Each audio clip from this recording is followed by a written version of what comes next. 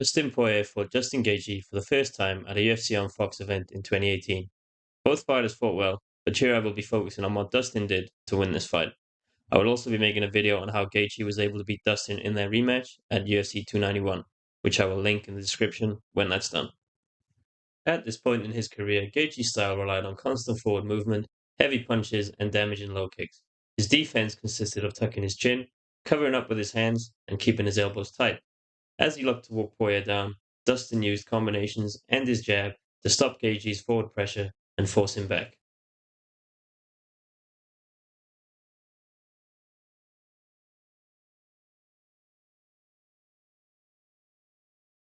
Notice that because of how Gaethje is holding his hands and has his chin tucked so low, he has very little peripheral vision of what is coming at him.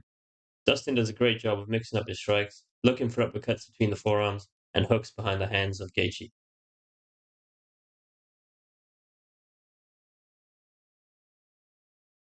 As aggressive as Gaethje is, he doesn't look to exchange strikes. Rather, as he walks forward with his high guard, he waits for Dustin to finish throwing his punches before firing back. This allows Dustin to ease the forward pressure by occupying Gaethje's guard, as we see him do here with these flicking jabs. While they're not particularly damaging, they don't take much energy from Poirier to throw and allow him to slow the pace slightly, as Gaethje won't throw until he thinks Dustin has stopped.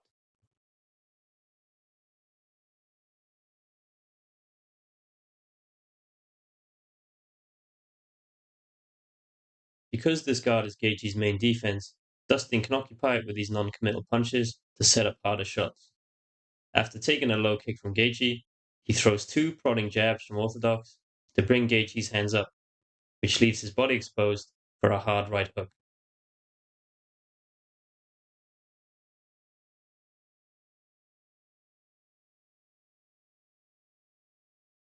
This version of Gaethje only wants to move forward and will not give ground unless forced to. This gives Dustin a stationary target, as Gaethje does not use any head movement or footwork to defend. This allows Dustin to do really good work with his long combinations throughout the fight.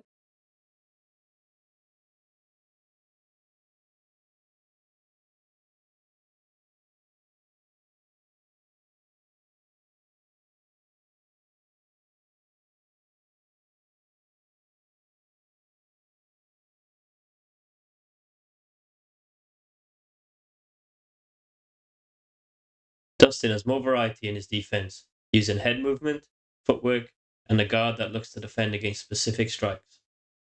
Dustin keeps his eyes on Gaethje, allowing him to see this right hand coming. He brings his left arm and hand up to defend the shot, before bringing up his right elbow to defend in case of a follow-up shot from Gaethje's left hand.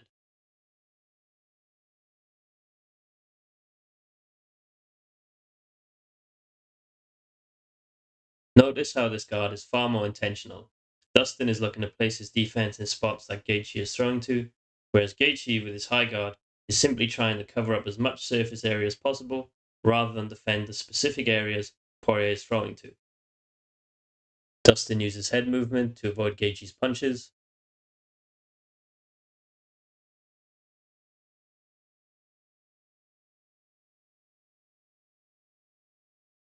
and uses his feet to slide out of range.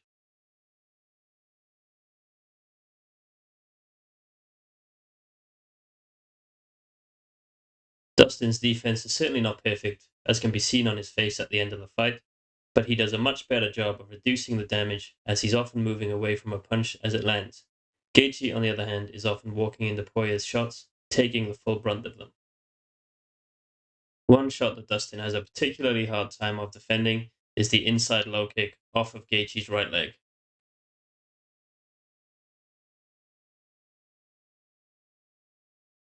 Gaethje lands this consistently throughout the fight, causing significant damage to Dustin's leg.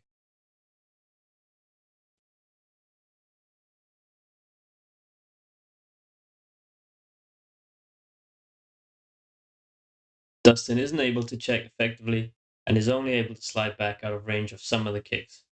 What he does do well throughout the fight is upon taking the low kick, he counters back with a straight left hand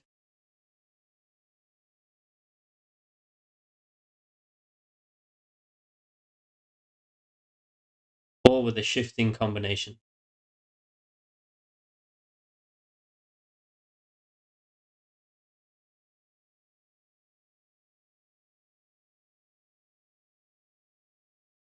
Going into the fourth, both fighters are fatigued, especially Gaethje, who has really been forcing the high pace, and both have taken damage, although again, it's Gaethje that has taken more damage to the head. Again, he goes for the inside low kick, but Dustin rocks him badly with his counter left.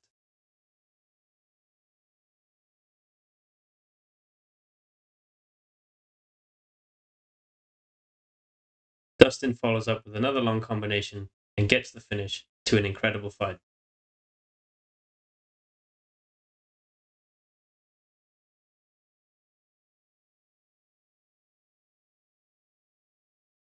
Thank you for watching.